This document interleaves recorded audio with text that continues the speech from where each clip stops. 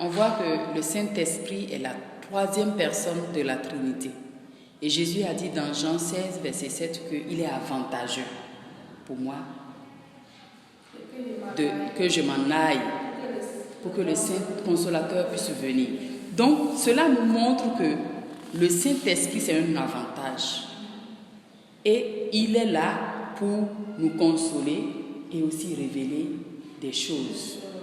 Et je veux expliquer cela en disant que le Saint-Esprit révèle notre cœur.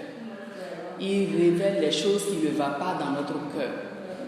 Et je veux souligner aussi pour encourager que on ne doit pas fouiller les choses en tant que chrétien, en tant qu'enfant de Dieu. On ne doit pas creuser les choses. Des fois, quand on creuse, on est fatigué. On est fatigué et puis on balance maintenant dans la culpabilité.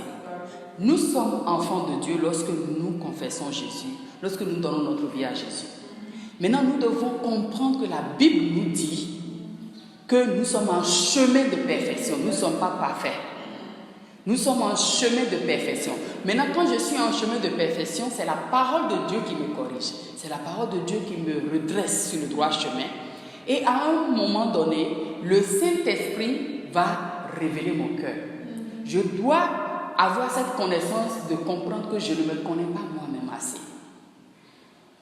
La Bible va dire que le cœur de l'homme est tortueux par-dessus tout. Qui peut le connaître? C'est seulement Dieu qui connaît le cœur de l'homme. Et lorsque je ne comprends pas ça, ça va être difficile.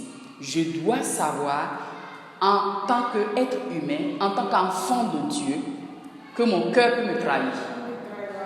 Que je ne connais pas totalement mon cœur.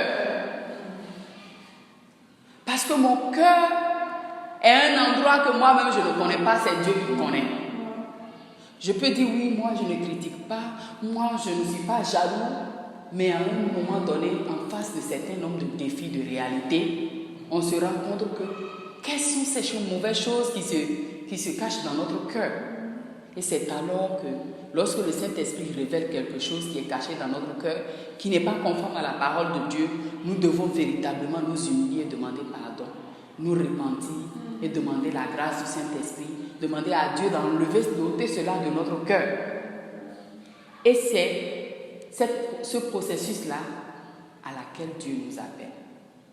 Mais lorsque je reste là à fouiller mon cœur, à travailler sur les choses que le Saint-Esprit ne me révèle pas, je vais me fatiguer.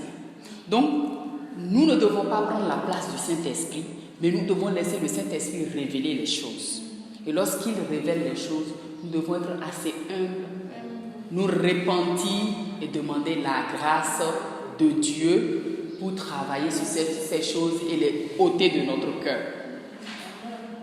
Mais lorsque nous sommes enfants de Dieu, le Saint-Esprit doit avoir la possibilité de nous révéler les choses de notre cœur. Nous devons lui permettre cela. Nous ne devons pas l'empêcher à le faire. Et lorsqu'il le fait, nous devons les régler en même temps avec lui. Lorsque le Saint-Esprit révèle quelque chose dans notre cœur qui est négatif, comment travailler sur ça? C'est de comprendre que quand le Saint-Esprit révèle, il me donne la grâce et la force pour régler ça, pour avoir la grâce qu'il faut, la force qu'il faut pour me repentir et abandonner ça. Mais si c'est moi-même qui m'acharne, c'est pour cela que nous n'avons pas cette force de nous changer nous-mêmes. Nous n'avons pas cette force. Quand on s'acharne à se changer, à faire le saint, on ne fait pas le saint, on est saint. Parce que Dieu nous a rendus saints. Et son esprit va révéler des choses à laquelle il veut nous aider à nous débarrasser pour être de plus en plus saints, pour être de plus en plus à l'image de Christ. Nous devons travailler à être à l'image de Christ, ressembler de plus en plus à Christ, ressembler de plus en plus à Jésus. Mais pour le faire, il faut être assez humble et attendre le moment où le Saint-Esprit révèle les choses dans notre cœur. C'est très important. Parce que si le Saint-Esprit ne révèle pas les choses et que c'est moi-même qui cherche à le faire, je ne pourrai pas avoir la force et la grâce qui vient de l'Esprit de Dieu pour m'en débarrasser. Je vais faire l'effort et puis je vais constater que plus tard je retombe dans les mêmes choses. Mais si c'est le Saint-Esprit qui révèle, et que moi je suis sincère, je me répands et je demande sa grâce, il le ôte de mon cœur, j'ai la force maintenant de dompter ce péché-là. J'ai la force maintenant de dompter, la grâce maintenant d'avoir le dessus sur ce péché-là.